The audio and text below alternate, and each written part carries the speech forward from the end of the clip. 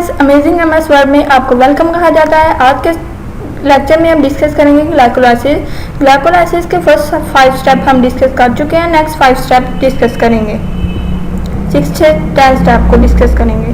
पहले रिव्यू कर लेते हैं। ग्लाइकोलाइसिस में ग्लूकोज की ब्रेकडाउन की जाती है। ग्लूकोज का मॉलिक्यूल है, ग्लूकोज 6 फॉस्फेट बनाया जाता है, एटीपी से एडीपी में कन्वर्ट कर दिया जाता है, फॉस्फेट रिलीज होती है, उसी को 6 पोजीशन पे अटैक कर लिया जाता है, ग्लूकोज 6 फॉस्फेट बन जाता है। नेक्स्ट सेकंड स्टेप में हम डिस्कस करेंगे कि फ्रुक्टोज 6 फॉस्फेट कैसे बनाया जाता है। ग्लूकोज की अरेंजमेंट की जाती है, फ्रुक्टोज 6 फॉस्फेट बना दिया जाता है, 6 कार्बन आइटम को चेंज कर दिया जाता है 5 कार्बन आइटम में। नेक्स्ट जी थर्ड स्टेप में हम डिस्कस करेंगे कि हमारे पास फ्रुक्टोज 6 फॉस्फेट फ्रुक्टोज 1,6 बाइस फॉस्फेट पे चेंज हो जाता है कि फॉस्फेट फर्स्ट पोजीशन पे भी अटैक होती है और 6 पोजीशन पे भी अटैच होती है। ये हमारे पास एंजाइम है फॉस्फोफ्रुक्टोज काइनेज। ये एटीपी से एडीपी में कन्वर्ट होता है और फॉस्फेट रिलीज होती है। ये एंजाइम ये वर्कआउट करवाता है कि फर्स्ट पोजीशन पे फॉस्फोरस का मॉलिक्यूल अटैक होता है। नेक्स्ट जी फ्रुक्टोज 1,6 बाइस फॉस्फेट चेंज हो जाता है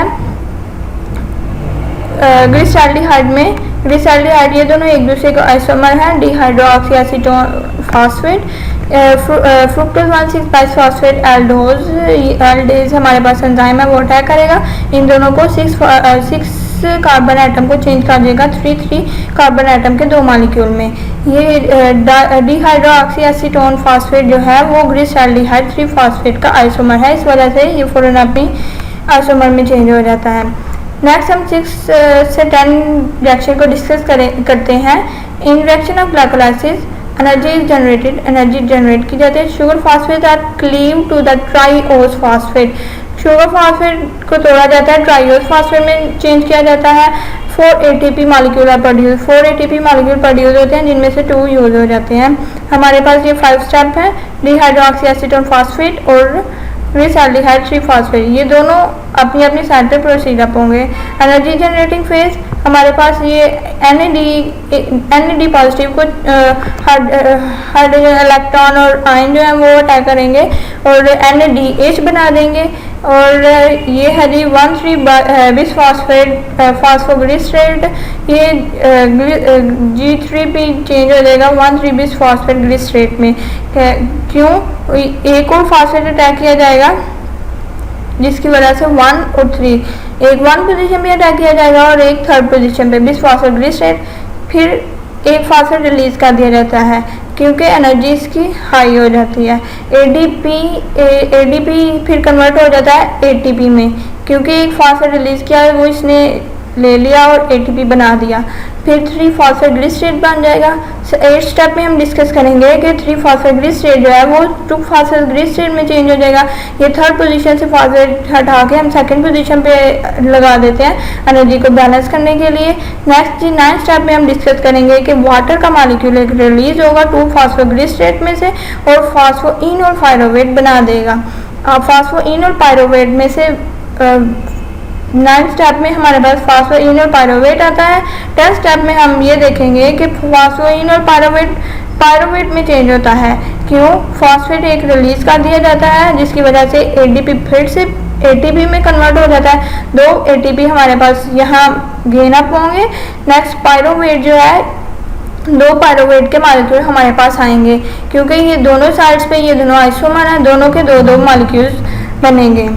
2 पायरोवेट के हमारे पास मॉलिक्यूल आ गए हैं। नेक्स्ट ग्लाइकोलाइसिस का हम स्ट्रक्चर व्यू देख लेते हैं। हमारे पास G3P आ गया था, 3 कार्बन वाला आइटम आ गया था, उसको हमने चेंज किया है 1,3 बिस फॉस्फेट ग्लिसरेट में। ये एंजाइम अटैक करेंगे, NADH positive H hydrogen ion वगैरह में चेंज हो जाएगा। नेक्स्ट है जी एक और फॉस्फेट अटैक किया जाएगा, इसी स्ट्रक्चर में एक और फॉस्फेट अटैक कर दिया जाएगा और ये 1,3 बिस फॉस्फेट ग्लिसरेट बन जाएगा। एटीपी में कन्वर्ट किया जाएगा। क्यों? एक और फॉस्फेट यहाँ से रिलीज किया गया, फिर हमारे पास 3 फॉस्फोग्लिसरेट बन गया, मीन्स कि यहाँ से एक फॉस्फेट रिलीज किया गया और 3 फॉस्फोग्लिसरेट बन गया, 1 बिस फॉस्फेट रिलीज हो गया। नेक्स्ट जी 3-फॉस्फेट ग्लिसरेट, इसकी एनर्जी बैलेंस करने के लिए ये हम सेकंड पोजीशन पे फॉस्फेट को अटैक कर देते हैं, 2-फॉस्फोग्लिसरेट बन जाएगा। 3-फॉस्फोग्लिसरेट 2-फॉस्फोग्लिसरेट में चेंज हो जाएगा। फिर यहाँ से एच और O H water molecule release करेंगे। नेक्स्ट स्टेप में हमारे पास आ जाएगा फास्फोइन और पायरुवेट। वाटर मॉलिक्यूल रिलीज किया, फास्फोइन और पायरुवेट का मॉलिक्यूल आ गया क्योंकि हमने यहाँ से वाटर मॉलिक्यूल रिलीज किया है। और 10th स्टेप में हम डिस्कस करेंगे फास्फोइन और पायरुवेट कन्वर्ट हो जाएगा। पायरुवेट में क्यों 1-फॉस्फेट ए को रिलीज कर दिया जिसकी वजह से एडीपी फिर एटीपी में चेंज हो गया, हमारे पास 2 मॉलिक्यूल एटीपी के गेन हो गए। ओवरऑल हम एनर्जी रिएक्शन देख लेते हैं। In glycolysis 2 ATP add phosphate to glucose and fructose six phosphate 2 ATP add किए जाते हैं। हमने पहले 5 स्टेप डिस्कस किए हैं। फॉस्फेट टू ग्लूकोज में चेंज हो जाता है एंड फ्रुक्टोज 6-फॉस्फेट में, और 2 ATP यहाँ होते हैं हमारे पास add. 4 ATP are formed in the energy generation। Energy generation में 4 ATP फॉर्म होते हैं by direct transfer of the phosphate group of 4 ADP। 4 ADP में हम फॉस्फेट ग्रुप में ट्रांसफर कर देते हैं। 4 ATP हमारे इस ओवरऑल रिएक्शन में प्रोड्यूस होते हैं, लेकिन 2 ATP हम यूज़ कर लेते हैं जिसकी वजह से हमारे पास नेट गेन ही 2 ATP का आता है। हमारे पास there is a net gain of the 2 ATP and 2 NADH। ठीक है, ये ग्लूकोज का मॉलिक्यूल है, 2 ADP और फॉस्फेट है, फॉस्फेट इनऑर्गेनिक फॉस्फेट है NADH। ये कन्वर्ट हो जाते हैं पायरुवेट के 2 मॉलिक्यूल में। 6 कार्बन जो है 3 कार्बन में चेंज हो जाती है। फिर ATP का 1 मॉलिक्यूल 2 मॉलिक्यूल बन जाते हैं। हमारे पास नेट गेन वाली इक्वेशन है हमारी ग्लाइकोलाइसिस की, NADH and 4H positive. Regulation of glycolysis, glycolysis की रेगुलेशन देख लेते हैं। Glycolysis is regulated by the 3 enzyme, 3 enzyme से रेगुलेटेड होती है। रिएक्शन 1 में हम हेक्सोकाइनेज एंजाइम यूज किया था जो इनहिबिट करता है ग्लूकोज 6-फॉस्फेट के हाई लेवल को, which prevent the phosphorylation of the glucose. Glucose की फॉस्फोरिलेशन को बचाता है, इसकी फॉस्फोरिलेशन नहीं होने देता।